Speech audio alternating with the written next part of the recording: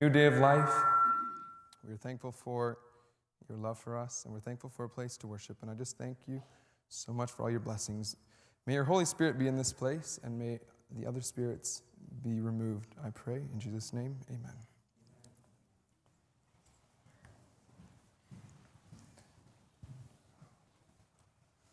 Well, good morning, everybody, and happy Sabbath. Just going to make some room for me to get passionate this morning so I can get ready to go. Sometimes I do this for other people, then I forget to do it for myself. Okay. Well, happy Sabbath again. I'm going to let the boys figure out this sound system and tell you a little bit about where we're going today. This week has been pretty interesting, to say the least. Everybody likes to make fun of me being a dual citizen and say I'm half American and half Canadian. And that really kind of bothers me inside, because I feel like if you're a citizen of a country, you're a citizen of the country, period. And so just because I'm a citizen of both countries doesn't mean I'm half a citizen and half a citizen. I'm two citizens, which makes me a citizen. Okay?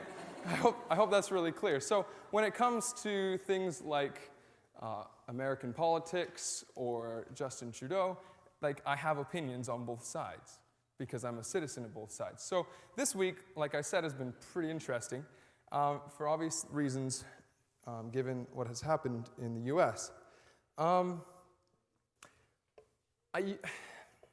like to think that I'm interested in war and the wars that have happened, but it's not really safe to say that right now because I'm not interested in active war.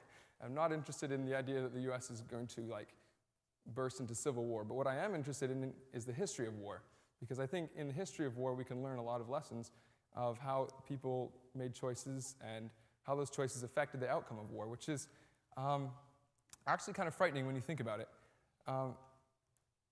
So we're going to look at some battles today. We're going to see if we can find some lessons from the battles. And in the end, I want to basically present an idea that choices matter a lot and that we have to make choices whether we think we do or not. So let's get started. Like I said, this week has been kind of special with politics. I follow some people on Instagram, and it really disturbs me when you see someone post a post like, just a completely purple screen, shall we say, for example. Completely purple screen, it just says, vote purple. And you're just like, okay, what does that even mean? Or someone posts, this yellow, vote yellow. And you're just like, okay, clearly there's people are passionate, I get that. But what are they passionate behind the color? What are they passionate behind the side? Is there a reason? And oftentimes there is a reason, but I'm afraid the reason sometimes goes only so shallow as that's what they grew up knowing, or that's what they've learned in school. And as much as school is important, as much as what you've learned as growing up is important, sometimes you have to take a step back, think for yourself, and make your own decision. And so when people go around just saying, do this side, go for this side, I support this side, and they just present the face of it, you wonder if they've actually thought about what the things are behind the face. Because every face is only part of a body, as it were. And there's a lot of things that go along with these sides that we take. And it makes me wonder, is there thinking people still out there? Am I a thinking person? It kind of worries me too, because sometimes I get passionate. I'm like, yeah, Trump 2020, let's go, right? But at the same time, you have to take a step back and say, is this the only option? Okay? If you go out to Lillooet even the most remote parts of Canada, and you ask them, what do you think about Joe Biden? Or you say, what do you think about Donald Trump? Almost 99% of the time, people will have an opinion. But what's really exciting is if you do one more thing and you ask them a second question. This is where it gets really interesting. You say, why do you think that? Or why do you say that? Now, immediately they have to give a reason. They can't just say what they said. They have to back it up. And 9 times out of 10, they get really uncomfortable. And if you want to look this up on YouTube, when you're home over there some break or something, I don't know, or ask a dean, you can look this up, and there's people out there on the street that just go from yeah, I just, it's just the best thing for me, whatever. And then you ask them, so why is that? And they're just like, I don't talk to reporters like you, and they just walk off. And it's literally, they have no backbone to it because they haven't thought through it. They just go with the flow. And so I've just it kind of worries me because it makes me think if people don't actually choose sides, then they're only just taking sides. And taking sides isn't really choosing a side, because choosing a side means you've thought about the side that you're going to choose. So I guess we're going to just kind of dive into a little bit of choices and why that matters. We're going to go back a couple hundred years. Like I said, the history of war is kind of interesting to me. And in the 1800s, there was this idea that the U.S. was, a new country, pretty young country at the time, less than 100 years old. And they were still struggling with the idea of what it was like to run their own country. Okay, it's a pretty big deal. If you haven't tried it, I suggest you don't. But running a country is a lot of work, and making laws that are better than the one you came from is something that seems easy when you think about it, but when you actually get down to it, making new laws is actually really difficult, because you have to make laws that are going to work for everybody, not just for the people that run the place. So in the 60s of the 1800s, 1861 to be exact, Abraham Lincoln was elected president of the United States. And this was kind of a tipping point for a lot of people. And in South Carolina, they decided, this is not going to be like we're going to want it to be. So they said, we're going to leave the United States of America and we're going to become something else. And shortly after that, Mississippi, Florida, Alabama, Georgia, Louisiana, and Texas all decided to do the same thing, and they formed the Confederate States of America. And you sometimes see that flag flying on the top of the General Lee, or it's the red cross, or it's the blue crosses on the red background with the stars. This is the Confederate flag, and these guys started war on the United States, and they're like, we're not going to be part of you, and we're going to remove all of your people from our states. Because here's the thing, every state had its own set of rules that governed within the big picture, okay? And the idea was that these southern states like South Carolina and Georgia were unhappy because they felt like the big guys up in Washington were giving too much regulation on them, and they wanted to make choices for themselves. So they're like, if you're not going to let us make choices for ourselves, we're going to remove ourselves from you, and we're going to make our own government, and we can make our own choices. Now, Abraham Lincoln obviously is a little bit worried about this, because he's supposed to be running the United States of America, not the un-United States of America, and so he has a job on his hands to quell this rebellion, as it were. And so he basically starts a full-on war. Well, he didn't start it, but he engaged in the war and tried to make peace again. So I know for those of you who are not interested in the U.S. at all, I apologize, because this is like, okay, fine, whatever. But I want you to try and follow along, because this war created some very interesting scenarios that are kind of disturbing to me. With this kind of picture painted of the unrest in the United States, well, I should add one more thing, that most of these states, one of the big reasons they were anxious about having their own rights and their own power to decide was that most of them ran large farms, and they had a lot of slaves down in these states. And the federal government was putting pressure to stop this, and they're putting pressure to make these slaves be freed. And it was a harm to their business, and so they were like, listen, we are not going to just free all our slaves, so we're going to make our own government where we can decide to keep them. And so this kind of massive tension, as you can imagine, one side trying to fight for the freeing, and one side trying to fight for the keeping. Now, obviously, some of you are going to say, well, that's not that simple, and you're absolutely right. It's not that simple. This isn't a simplification for the time that we have today. But as the war progressed, this became more and more polarized, and this was the big deal issue. And if you ask anybody, they would know what they were fighting for. So with this context, we're going to move down to a small little town in Maryland, a small farm in Maryland in this town. And on one side of the street lived one brother, and on the other side of the street lived the other brother. These brothers were the Shriver brothers, and Andrew Shriver had a few slaves in keeping and on his side of the farm, and William felt like that was a pretty bad idea, and he did not, and they were kind of on the other sides of the road, literally and figuratively in the case of the war. So what happened next is a group of these Confederate soldiers came roaring into their little farm, and they knocked on William's door, and they said, hey, can we spend the night here? William's like, absolutely not, you are, fighting for the, keeping of your slaves. And so he said no. So they slept in the orchard that night. In the morning, they woke up and realized there was a farmhouse on the other side of the road. Somehow they missed that. and they knocked on Andrew's door, and Andrew was like, hey, they're coming in. So he fed them, gave them food, and they had a great time, and then they left on their way to continue fighting. Well, in the next week, the Union soldiers came the other direction, coming down, and they stopped by at William's door, and William gave them a huge feast. So obviously these two families are beginning to be on opposite sides quite clearly. Now, all the cousins went to war, each their separate sides, and they literally fought against each other in this war. Now, thankfully, all 5 of them returned, and nobody was killed in that battle. But that's not the case with everybody. This is one of the most bloody battles in U.S. history up until Iraq War, and it lost a lot of the youth and the life of the country. They fought themselves to death. It's a very, very sad thing.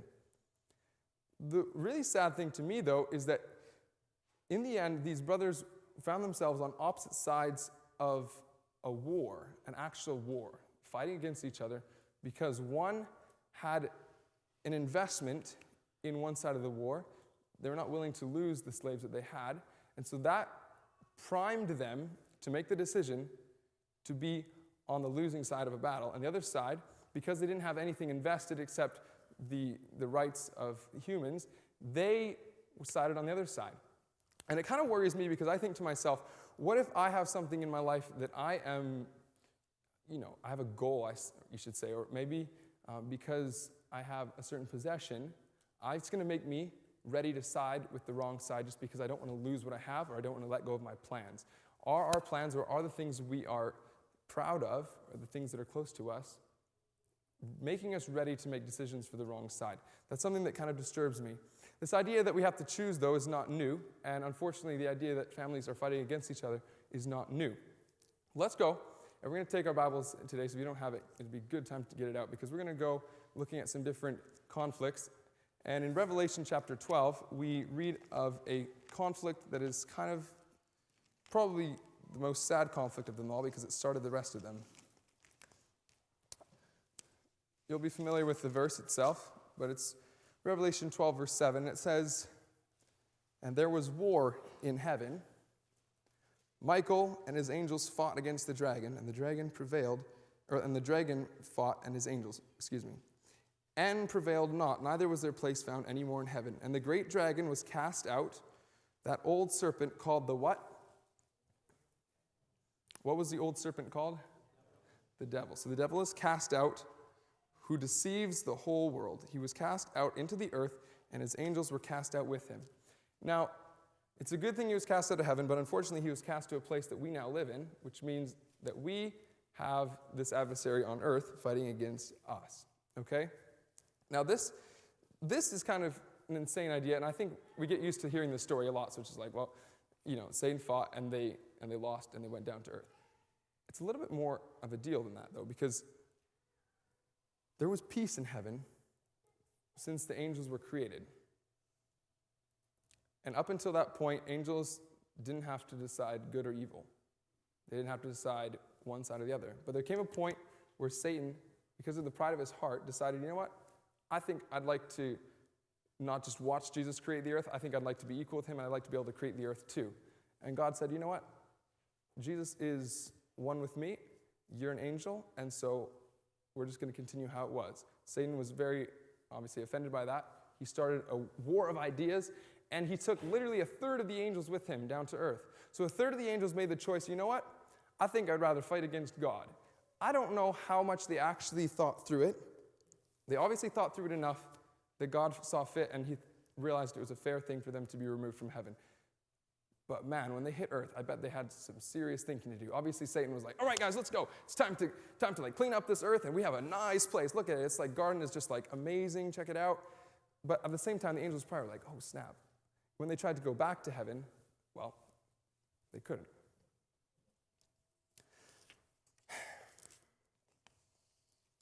Choices present us all the time.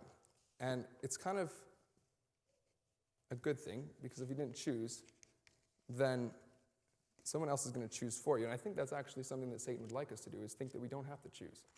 Because if you fail to make a choice, then that opens the door for Satan to come in and make the choice for you. And that's a very, very uncomfortable thing. The idea today that we're going to be talking about is making a choice, choosing to make an intentional choice, not just taking a side, but choosing a side.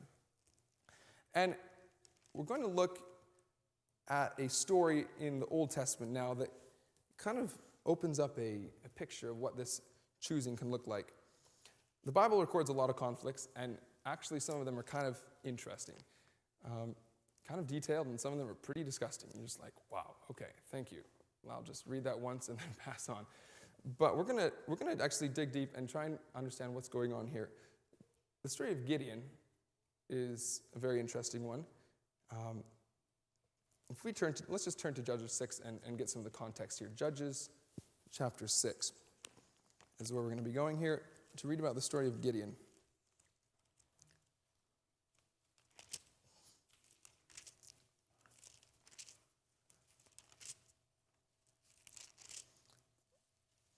In Judges chapter 6,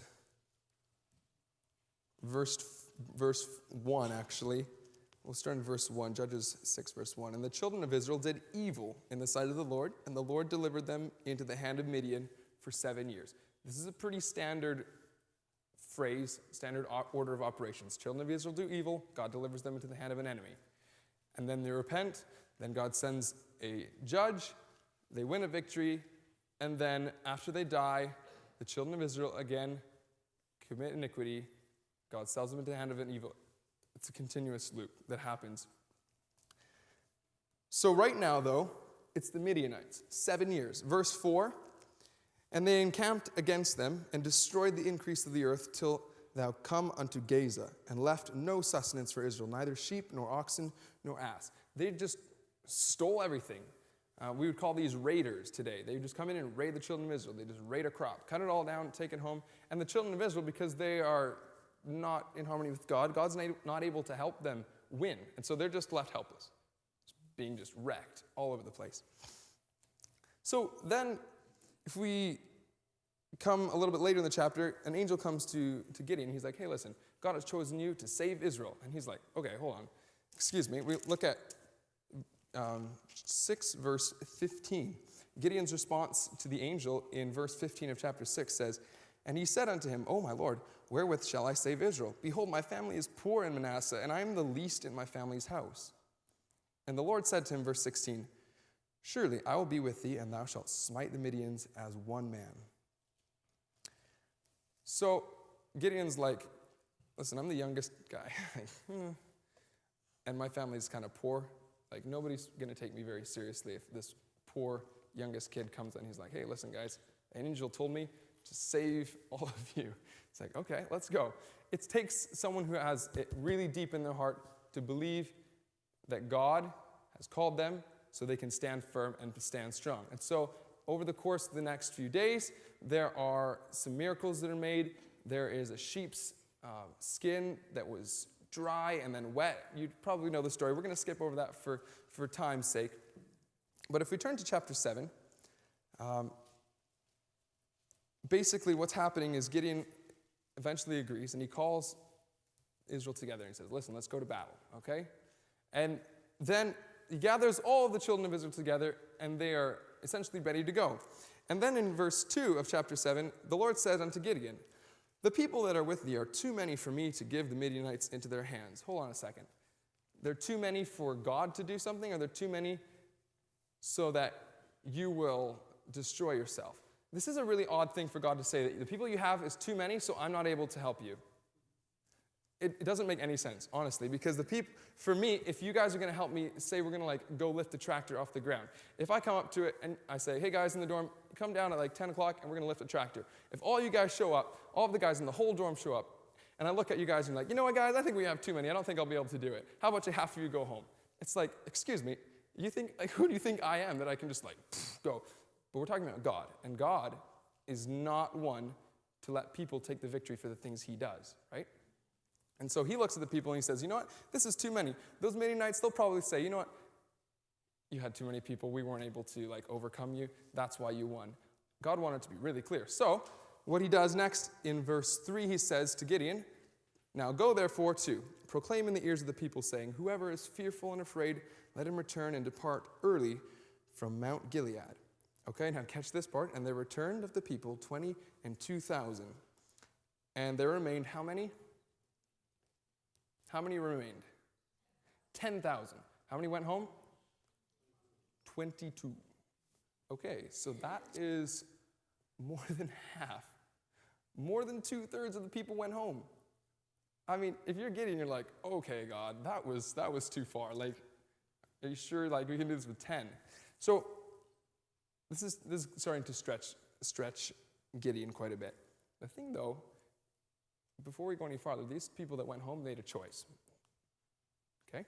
These people chose to be afraid of battle, and they said, you know what, I'd rather just stay home and not die. I'm going home.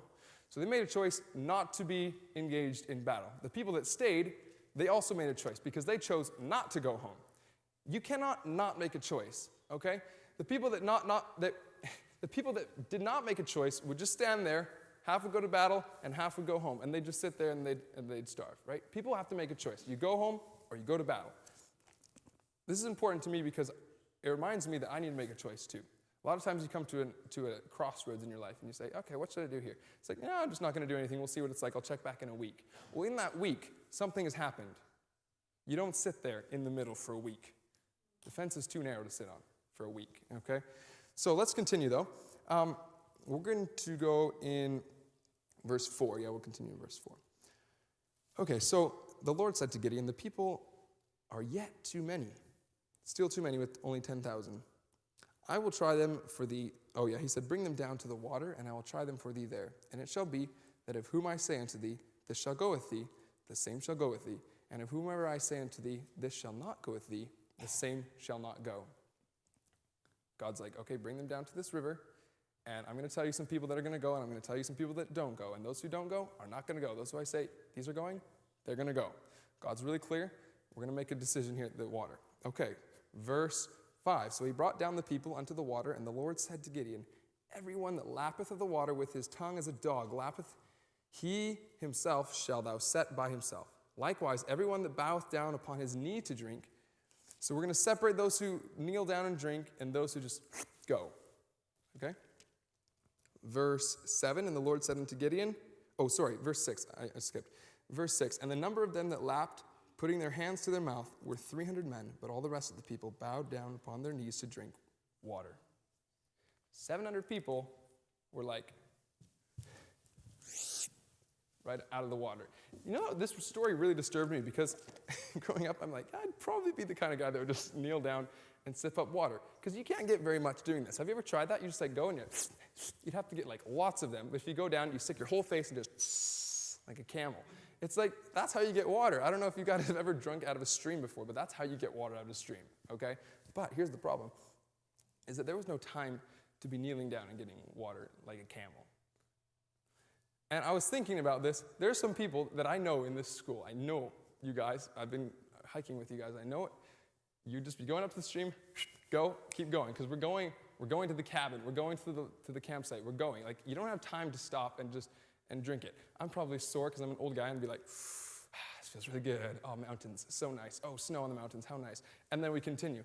But these people had a focus and they had a place to go. And they made a choice to not stop and drink. They made a choice to go. Okay, now, let's continue. Skip ahead to verse 22.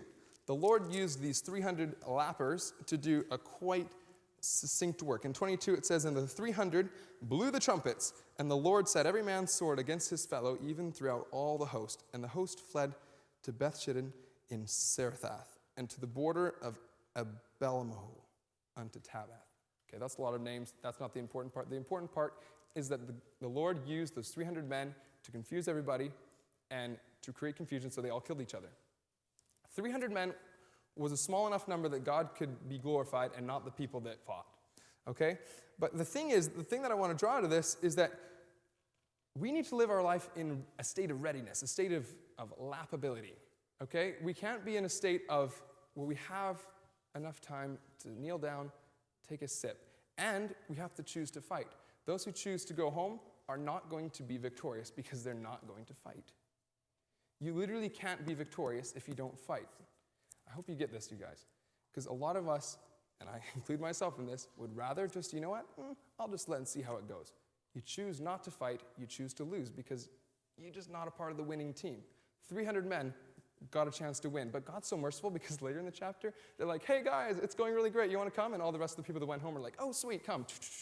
And they finished them up.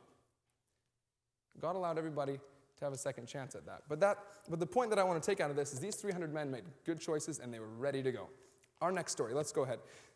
1 Samuel 17. Let's turn there. And we're going to talk about another battle. And 1 Samuel 17, we have the story of the Philistines, okay? Different enemy, same Israelites, okay? This enemy was actually a pretty big problem for Israel throughout their whole life. They came around a lot of times and had a lot of problems with Israel. And in this story, the Philistines are drawn up against Israel. All David's brothers, you may have heard of David and Goliath, all David's brothers are in battle. They're at war. And Jesse, his father, let's go to 17:17. 1 Samuel chapter 17, verse 17. Jesse, all the boys' father, said to David, his son, take now for thy brethren, an ephah of this parched corn and these 10 loaves, and run to camp to thy brethren, and carry these 10 cheeses unto the captain of their host, and look how thy brethren fare, and take their pledge. So basically, the dad's like, hey, David, I know you're not old enough to go to battle, but would you go out there and just make sure they're doing good? Take some bread to them, or take this cheese to captain, okay? And you're just being a nice guy. So we continue in verse 20. David rose up early in the morning and left the sheep with a keeper and took and went, as Jesse had commanded him. And he came to the trench as the host was going forth to fight and shouted for the battle. For Israel and the Philistines had put the battle in array, army against army. So David rides into camp, and all of a sudden, all the hosts are like moving into battle positions. He's like, oh, snap, I'm going to get to see something here. I don't know if he was excited about that or not, but if it was me, I'd be like, oh, snap, I arrived just at the right time. Okay. So what he does, though, is interesting. Let's continue and measure. Woo.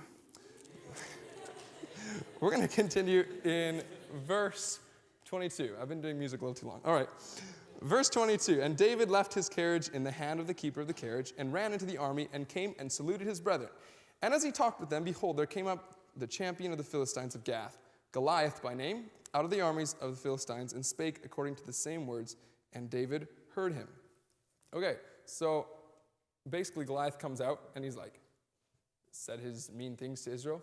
And what's interesting is in verse 26, David asks his brothers and the men that stood around him. He said, what shall be done to the man who killeth this Philistine and taketh away the reproach from Israel? For who is this uncircumcised Philistine that he should defy the armies of the living God? David wasn't worried about Israel being victorious. Get this really clear. David was worried that God's name was being defied every single day of the week. And he's like, who is going to, is nobody like going to go and take away this reproach to God? This is awful. And the brethren were like, okay, you obviously haven't been in battle very long because you don't know this shtick. This happens every single day. Like, we're used to it. But David was like, no, this is not okay. After some time and some convincing by King Saul, he eventually ends up with his armament. Verse 40 tells us what his armament was. His staff in his hand and 5 smooth stones out of the brook. And he put them in his shepherd's bag, which he had, even a script, and his sling was in his hand, and he drew near to the Philistine. David's ready to go, okay? He's using the stuff that he knew how to use, because he had experience with this. If you didn't know, he had a lot of experience with this. And that was his way of convincing Saul. He's like, listen, Saul, I've never done this like chainmail thing and this sword. I just don't know it, okay? I've killed a bear, I've killed a lion, I've done a lot of things with this sling. It's what God can use. So he went out to battle. Let's continue. We'll just read the story here. Verse 41. And the Philistine came on and drew near unto David. Who's the Philistine? Goliath. Okay, I just want to make sure we're still in the same chapter. Okay. Goliath came on and drew near unto David, and the man that bare the shield went before him. Okay? For those of you who didn't know, there was a shield bearer that went in front of Goliath. Okay? That poor guy, honestly, he must have been scared to death. Because he's like, oh, snap, someone's actually going to come out and fight. And then he saw, oh, it's David. Oh, I don't know. He probably was laughing inside, but just imagine him being there. I mean, you're literally at the battlefront, at this, like, everybody's watching, two sides, and you're in the middle like, okay, I'm supposed to protect this Philistine giant. It's a front row seat, if you ask me. All right, continuing on. Verse 43. And the Philistine said unto David, am I a dog that you come to me with staves? And the Philistine cursed David by his gods. And the Philistine said to David, come to me, and I will give thy flesh to the fowls of the air and to the beasts of the field. Then David said to the Philistine, thou comest to me with a sword and with a spear and with a shield, but I come to thee in the name of the Lord of hosts, the God of the armies of Israel, whom you have defied. He had not forgotten why he was doing this. He was not doing this for Israel. He was doing it for God. He said, you know what? I'm coming to you with all this stuff because you've defied God. Okay? And this is what God thought of that. This day will the Lord deliver thee into mine hand, and I will smite thee and take thine head from thee. And I will give the carcass of the host of the Philistines this day unto the fowls of the air and to the wild beasts of the earth, that all the earth may know that there is a God in Israel.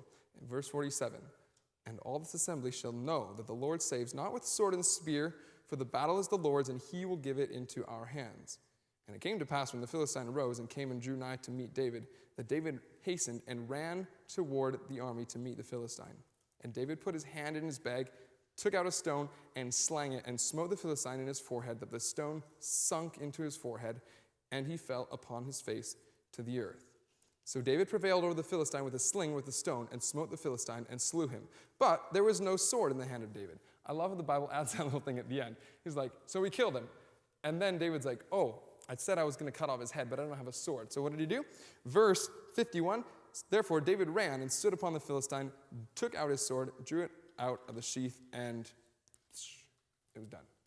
Okay? The battle is over. This is a weird thing to me, though. And each of these stories, I want to take out a little different lesson. This lesson out of this story for me is that sometimes the two sides to choose are not obvious. David didn't side with Israel, and he didn't side with the Philistines for sure. He made his own side. Nobody was going out there to fight Goliath. And so he's like, well, if nobody's going to do it, I will do it. And so he chose the right side, even though there was nobody else doing it. That's especially hard to do here at Fountainview because everyone's doing the right thing. Okay? But you'll come to a place where people are not doing the right thing. They're doing a right thing. And you have to decide, am I going to do this side, or am I going to do what I know I shouldn't do? Or am I going to do the right thing?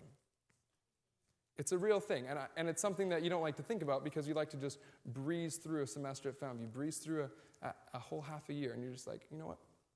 God is so good to me. I'm so blessed to be at Fountainview because I get to be around people that make the right choice. You know, I grew up at Fountainview, and I know that people leave Fountainview sometimes, and people stay at Fountainview and leak their influence onto everybody else their whole time they leave. And then once they leave, then it's over. Sometimes it was best if they had gone home early, but sometimes you don't want to send someone home that you can have an influence on. But sometimes the staff can't be the only influencers. And that's the hard part. Sometimes the sides don't look very clear. Sometimes the good side over there, the bad side over there, and the good side's not even the right side. The right side is the right side. And sometimes we have to choose that even when nobody else will do that. The other thing is to be prepared for battle. Practice using your tools that you have. Okay? Because David had practiced. He had slang his sling many times before. He was good at hitting the hole in the tree, the black hole. Okay? You guys read those red books, you know what I'm talking about. Okay. This idea of being ready is a lifestyle for David. It wasn't a new thing. He didn't come to the battle. He's like, okay, I'm going to choose to do right. And then he's like, oh, snap, what do I do? And then he goes to Saul like a sword. No, he knew a sword would be useless to him. He'd have to fight through that armor bearer, the dude that was holding the shield. A sling was much, much, much, much more useful for him. All the way to the giant. It was probably like 100 feet. I don't know. The thing, a side note, do any of you ever get worried when you read the part where David ran towards a giant? I always picture them like me to Tanner. And it's just like, da-da-da-da-da, like yelling at each other. And then the giant moves forward and David runs him. Like, to me, I had the proximities all wrong. But clearly this was like way spaced back because when the giant started coming, David's like, all right, it's my turn. He was running forward. So obviously it was quite a big distance. I know that's a really aside, but the fact to me is that David was not afraid, okay? He was not afraid to close that distance and get in there where he needed to do his job. Okay, that aside, we're going to move on to our third story. And this story is totally whack. It's in the book of Judges, so we'll turn back to the book of Judges. There's some really, really weird stuff. If you want to have some fun this afternoon, I would suggest reading the last half of Judges 3, There's a story in there where this guy delivers this present to an evil king, and then after he leaves, he's like, hey, king, I have a secret for you. And the king's like, oh, everybody go out, go out, go out. And so he says, here's my secret. And he just stabs the guy right in the stomach. It's a crazy story. You can read it. Okay, but that's not the story, okay? The story we're going to do is in chapter 4 of Judges. Judges chapter 4, there is this evil reigning king named Jabin, okay? Jabin, whatever you want to say. I'm going to say Jabin for today, okay? Jabin was the king of Canaan, and he reigned in Hazor. And the captain of his host was Sisera, okay? Sisera led out in the Canaanite battles, and in this case, we have a situation where Israel has again sinned against the Lord, and they're in need of some help. And so, the children of Israel, in verse 3 of Judges chapter 4, verse 3 says, the children of Israel cried unto the Lord, for he had 900 chariots of iron, and 20 years he mightily oppressed the children of Israel. Okay, you thought Midian, 7 years bad. This is 20 years, and he had chariots. Oh my, okay. So God sent Deborah, in verse 4, a prophetess, the wife of Lebedoth. She judged Israel at that time, and she dwelt under the palm tree of Deborah between Ramah and Bethel in Mount Ephraim, and the children of Israel came up to her for judgment. So basically, God sent this prophetess, Deborah, to help them out, make decisions. And so eventually, this oppression from the Canaanites got really too heavy, and God told Deborah to call this man Barak. In verse 6, Deborah sent and called Barak, the son of Abinoam, out of Kadesh Naphtali, and said unto him, hath not the Lord God of Israel commanded, saying, go and draw toward Mount Tabor, and take with thee 10,000 men of the children of Naphtali and of the children of Zebulun.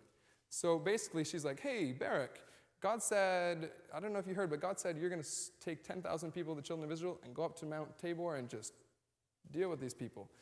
And he's, oh my, he's kind of an embarrassing gentleman here. He basically said, I will, in verse 8, Barak said to Deborah, if thou will go with me, then I will go. But if thou will not go with me, then I will not go.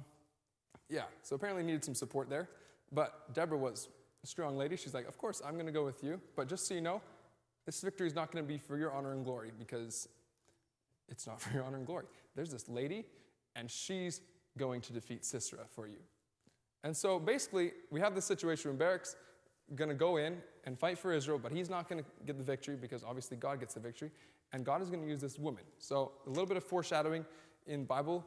The Bible's written pretty well. It keeps us interested as we go. So let's continue on, and we'll read what's going on here. So verse 10 of chapter 4, I hope you're still with me, guys.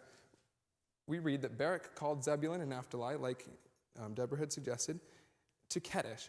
And he went up with 10,000 men at his feet, and Deborah went up with him.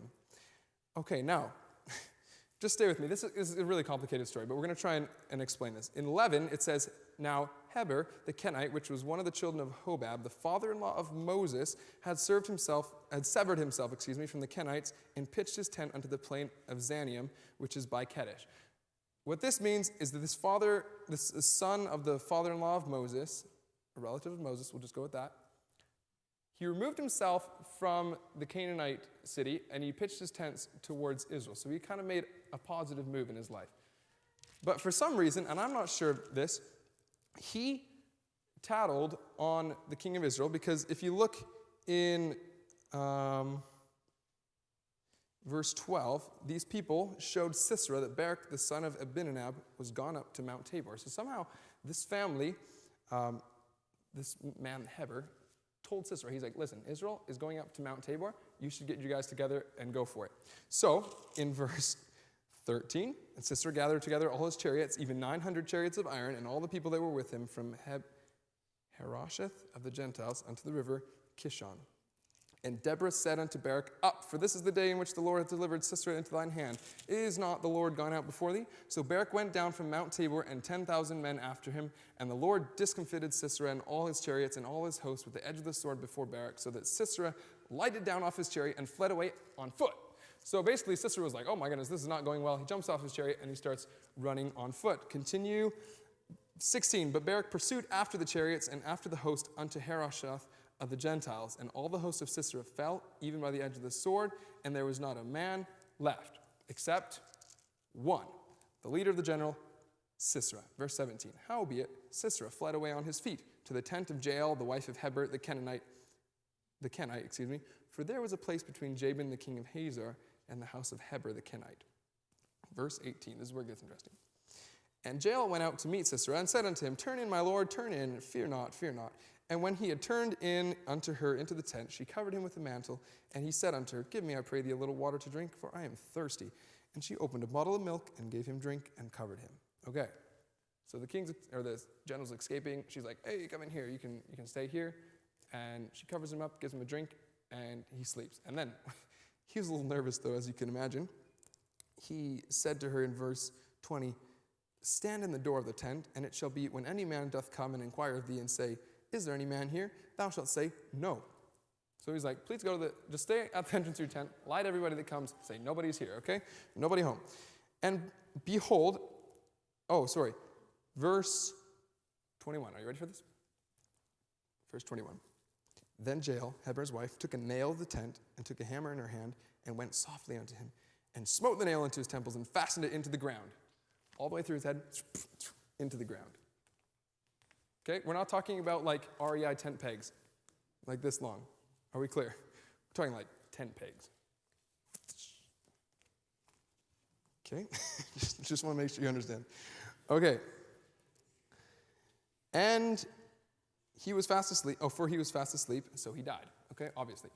Now, behold, as Barak pursued Sisera, Jael came out to meet him and said unto him, come, and I will show thee the man whom thou seekest. And when he came into the tent, behold, Sisera lay dead, and the nail was in his temples. So God subdued all that day Jabin, the king of Canaan, before the children of Israel.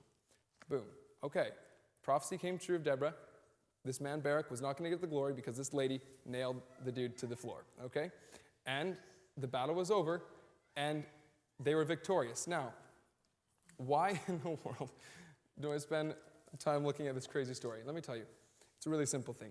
Sometimes the battle comes to us, and we don't actually choose to go to the battle. Satan wants us to not choose. He wants us to think that it's okay to just be okay, to not be combative, to be engaged in Christian warfare. But sometimes we have absolutely no choice, and God is like, you will decide.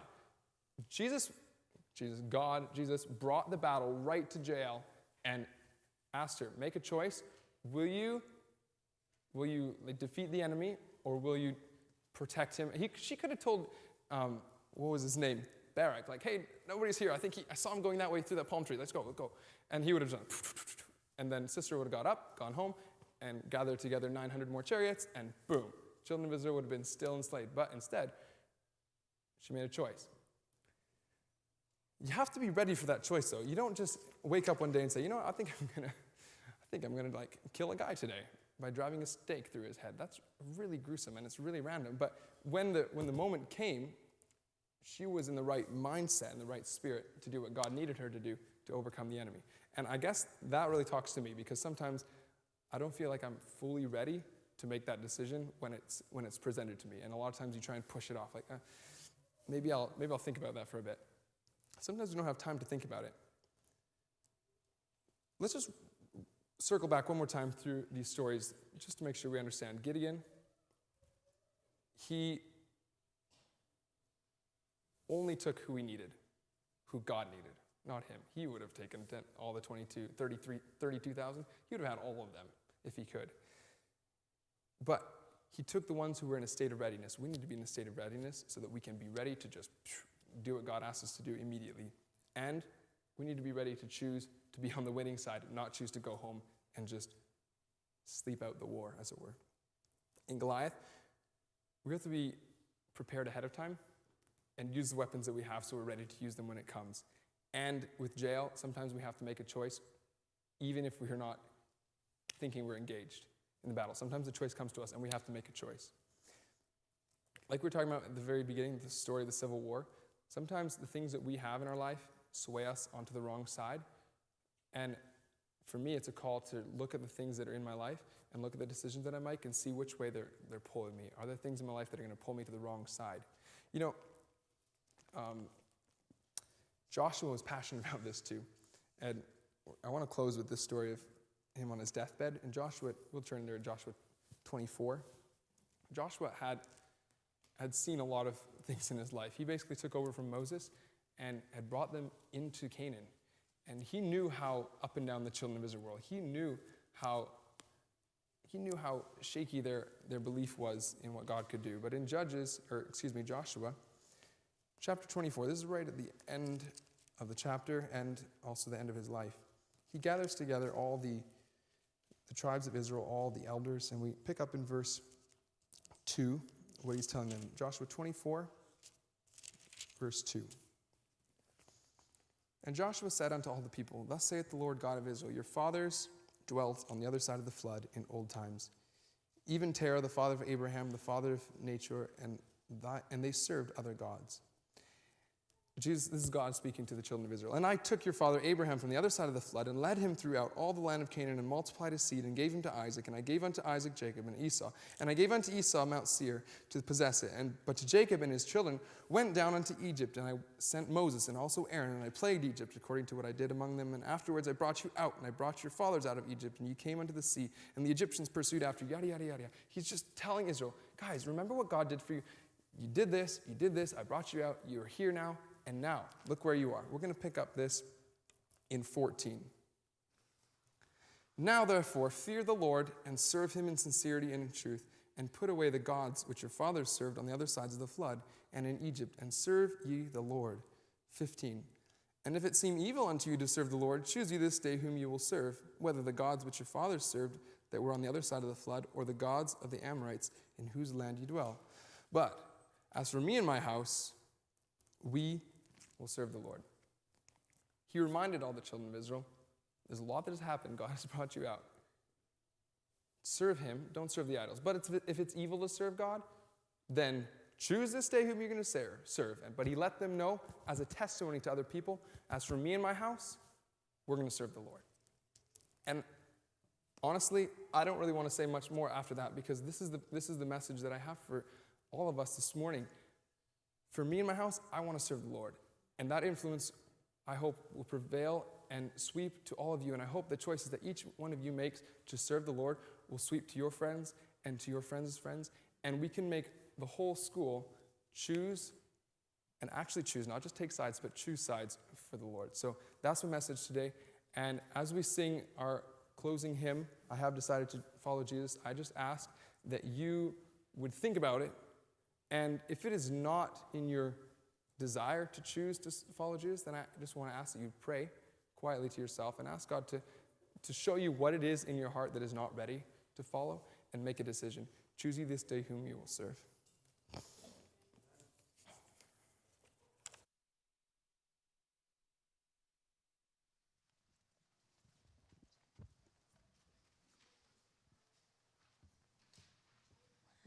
Let us stand for our closing hymn, I Have Decided to Follow Jesus.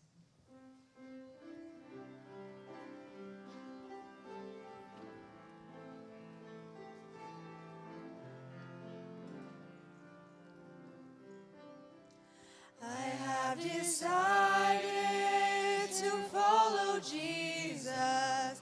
I have decided to follow Jesus. I have decided to follow Jesus. No turning back, no turning back. Though none go with me, still I will follow. Though none go with me, still I will follow. Though none go with me, still I will follow. No turning back, no turning back. The world behind me, the cross before me. The world behind me, the cross before me. The world behind me, the cross before me. No turning back, no turning back. Let's pray. Father in heaven, thank you for leaving us records of your mighty workings for Israel, and help us to remember that those are not for Israel, but for us. Lord, help us to choose the right side today and encourage others to choose the right side also. In Jesus' name, amen.